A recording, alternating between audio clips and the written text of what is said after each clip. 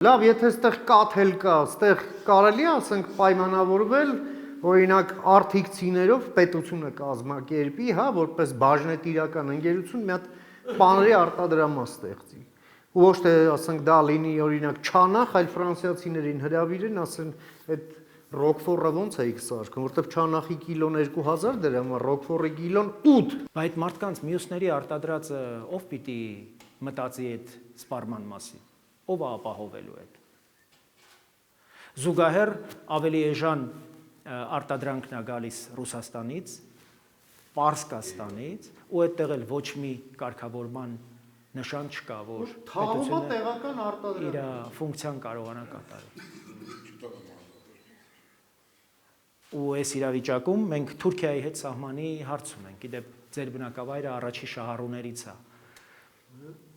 Ու այդտեղ հսկա կարգավորելու բաներ կան, որտեղ թուրքական էժան գյուղատնտեսական արտադրանքը, ահա, ուրեմն սրա մասին պիտի հենց հիմա սկսենք մտածել։